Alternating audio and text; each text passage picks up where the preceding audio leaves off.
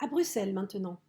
Il existe un milieu d'avant-garde à la recherche de nouveautés, un ensemble de mécènes et d'artistes connus sous le nom de Groupe des Vins, qui organise à partir de 1884 des expositions regroupant des artistes refusés par les salons officiels.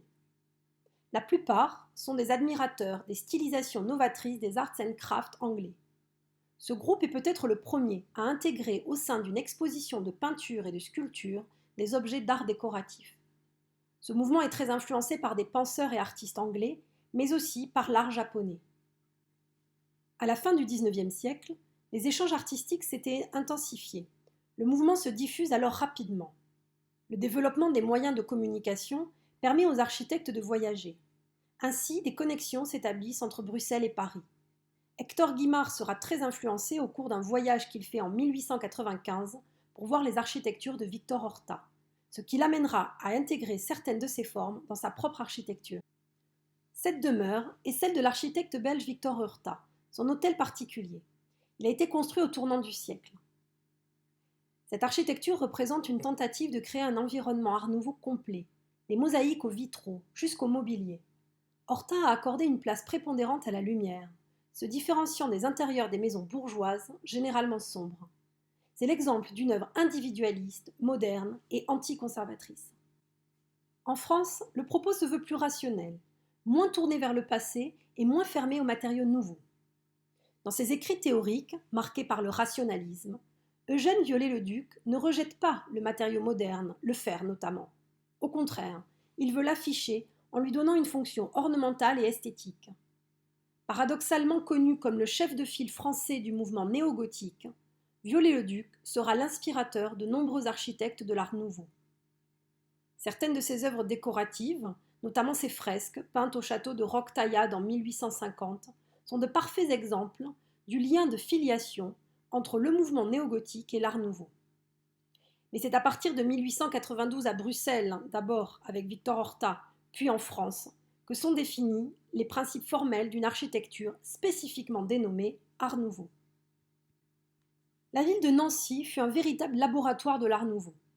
Dans le contexte de l'annexion de l'Alsace et la Lorraine à l'Allemagne en 1871, Nancy devient la capitale de l'Est de la France et un bastion de défense d'une architecture régionale en lien avec ses racines culturelles.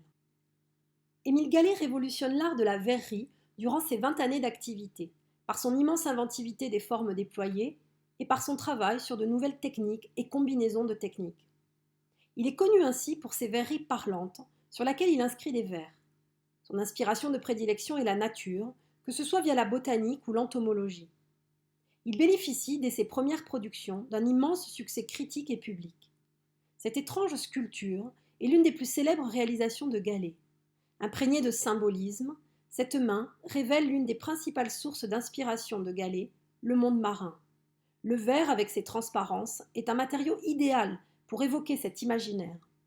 Cette pièce est aussi une véritable prouesse technique, le cristal étant modelé à chaud. Dans le domaine de la verrerie, la France connaît une révolution artistique dès les années 1880. Cette évolution importante s'ouvre au grand public via l'exposition La pierre, le bois, la terre et le verre qui a lieu à Paris en 1884 et à laquelle participe notamment Émile Gallé. Rapidement, les imitateurs voient le jour et satisfont une demande croissante pour ce type d'objets décoratifs. Certains présentent de belles réussites artistiques, comme les frères Auguste et Antonin Dôme, qui s'associent pour certaines réalisations à Louis Majorel. Et on retrouve en Amérique du Nord la production d'objets en verre, inspirés d'Émile Gallé et dominés par Tiffany. Celui-ci, tout en réalisant toujours des gammes d'objets conventionnels, se tourne vers des thèmes floraux proches de l'Art nouveau européen. La mise au point d'un procédé de fabrication industrielle nouveau lui permit de développer un commerce à destination des classes moyennes, étant ainsi en phase avec l'une des aspirations des artistes Art nouveau. L'immense succès de Tiffany incite de nombreuses compagnies à l'imiter et à poursuivre même lorsque le mouvement s'essouffle, dans les années 1920-1930. Issu d'une famille de fabricants de meubles installés à Nancy, Louis Majorel s'engage dans le chemin du naturalisme au début des années 1890 sous l'influence de Gallé. Il se montre moins fantaisiste que ce dernier et renonce à donner trop d'emprise à l'exubérance végétale dans son mobilier. Son travail d'ébéniste est marqué par l'introduction, vers 1900, d'éléments de métal. Ainsi, Louis Majorelle est le deuxième chef de file du courant Art Nouveau à Nancy. Mais contrastant avec cette école de Nancy, l'Art Nouveau parisien est plus léger, plus raffiné et austère. Les motifs d'inspiration naturelle présentent un degré de stylisation plus grand, parfois même une certaine abstraction, et apparaissent de manière marginale. En France, l'Art Nouveau a émergé au début des années 1890 et fut rapidement qualifié de style nouille, en raison du privilège donné aux arabesques sur les lignes droites. Il touche principalement l'architecture et les objets de décoration d'intérieur, comme les meubles et les verreries. L'architecte Hector Guimard en est l'un des plus célèbres représentants. La promotion de cet art nouveau assuré par le marchand Samuel Bing, ses représentants du style s'illustrent particulièrement lors de l'exposition universelle de 1900. À cette occasion, on inaugure le métro. Les entrées sont monumentales et elles répondent à cette nouvelle mode. Point de ligne droite, mais uniquement des courbes, comme une corolle de fleurs qui permet aux voyageurs de plonger dans les entrailles de la Terre. Mais Hector Guimard est l'un des grands promoteurs de l'inspiration végétale au service de l'élégance décorative. Ici, le meuble et les éléments végétaux semblent ne faire qu'un, traduisant ainsi la devise de Guimard, l'unité du décor. L'architecte était aussi un fervent défenseur de l'asymétrie, cassant l'un des principes fondamentaux de l'esthétique classique. Le bois prenait des formes étranges, et le métal, à l'imitation des entrelacements fluides de la nature, devint tortueux. En effet, le style est très largement basé sur l'observation de la nature, non seulement en ce qui concerne l'ornement, mais aussi d'un point de vue structurel. Chaises et tables semblent modelées dans une matière à la mollesse caractéristique. Partout où cela est possible, la ligne droite est bannie et les divisions structurelles sont cachées au bénéfice de la ligne continue et du mouvement. L'objectif déclaré de l'Art Nouveau était de réaliser l'unité de l'art et de la vie. Il faut un cadre de vie qui correspond aux exigences de l'homme moderne. L'autre objectif est de réagir contre une dérive liée à l'industrialisation à outrance et dépourvue de toute capacité d'invention. Prendre la nature comme référence, c'est alors réagir contre le rationalisme du début de l'ère industrielle, sa froide efficacité et sa morale puritaine. Tous les domaines sont touchés. L'art de la joaillerie a été largement revitalisé par l'Art Nouveau. La principale source d'inspiration étant la nature, la joaillerie s'en est emparée.